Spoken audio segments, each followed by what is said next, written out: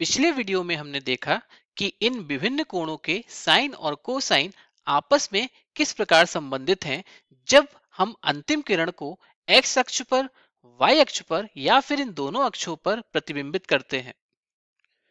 और अब हम इस वीडियो में इन विभिन्न कोणों के टेंजेंट पर विचार करेंगे।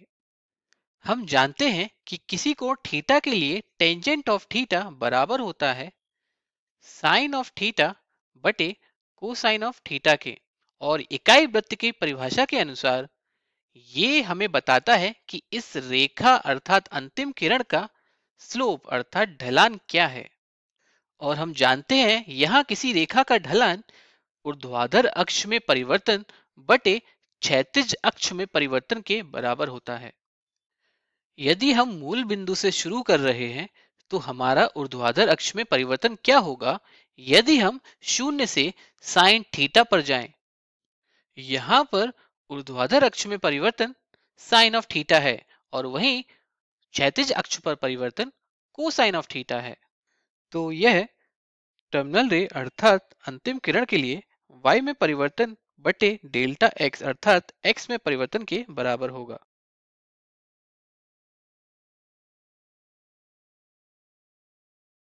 तो tangent of theta sine of theta बटे कोसाइन ऑफ थीटा के बराबर होता है, या फिर आप इसे इस रेखा के स्लोप अर्थात ढलान के रूप में भी देख सकते हैं। आइए अब हम यहाँ देखते हैं कि किन कोणों का टेंजेंट टेन ऑफ थीटा के बराबर है। यह रे अर्थात किरण इस किरण के साथ कोलिनियर अर्थात संरेख है। वास्तव में अगर आप इन दोनों किरणों को जोड़ दें तो आपको एक लाइन अर्थात रेखा मिलेगी।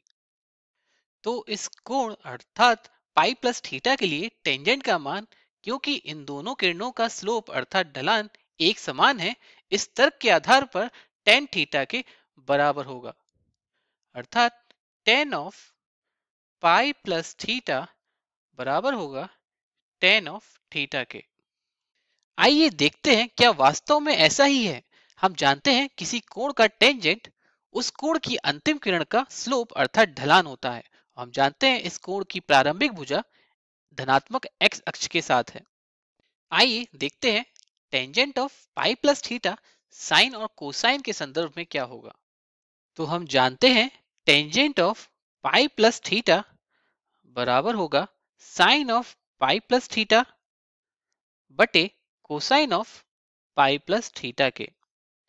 पिछले वीडियो में हमने देखा था sine of pi plus theta किस प्रकार साइन थीटा से संबंधित है और cosine of pi plus theta किस प्रकार कोसाइन ऑफ थीटा से संबंधित है। तो आइए हम यहाँ लिख देते हैं sine of pi plus theta बराबर है minus of sine of theta के बटे cosine of pi plus theta बराबर है minus of cosine of theta के। यहाँ पर ऋणात्मक चिन्ह निरस्त हो जाएंगे तो हमारे पास बचेगा साइन ऑफ थीटा बटे कोसाइन ऑफ थीटा जो कि टेन ऑफ थीटा के बराबर है। आइए अब हम इन किरणों की बात करते हैं। तो इस किरण के लिए टेंजेंट ऑफ माइनस थीटा का क्या मान होगा। तो हम जानते हैं टेंजेंट ऑफ माइनस थीटा बराबर होगा साइन ऑफ माइनस थीटा बटे कोसाइन ऑफ माइनस थीटा के। पिछले वीडियो में हमने देखा था कि साइन ऑफ माइनस थीटा किस प्रकार साइन ऑफ थीटा से संबंधित है, और वहीं हमने देखा था कोसाइन ऑफ माइनस थीटा किस प्रकार कोसाइन ऑफ थीटा से संबंधित है। हम जानते हैं साइन ऑफ माइनस थीटा और साइन ऑफ थीटा दोनों एक दूसरे के विपरीत होते हैं, वहीं कोसाइन ऑफ माइनस थीटा और कोसाइन ऑफ थीटा दोनों ही एक समान होते हैं। तो आइए हम इनका मान लिख लेते हैं। तो साइन ऑफ माइनस थीटा बराबर है माइनस ऑफ साइन थीटा के। कोसाइन ऑफ माइनस थीटा बराबर है कोसाइन ऑफ थीटा के।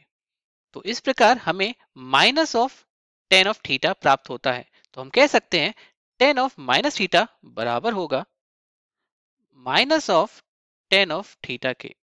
तो यदि हमारा कोण धनात्मक से ऋणात्मक हो जाता है तो उसका टेंजेंट भी हमें ऋणात्मक प्राप्त होता है, और ये ऐसा इसलिए प्राप्त होता है क्योंकि हमारा जो साइन है वो ऋणात्मक हो जाता है जबकि कोसाइन नहीं बदलता है। अर्थात यहाँ अंश का चिन्ह बदल जाता है जबकि हर का चिन्ह वही रहता है।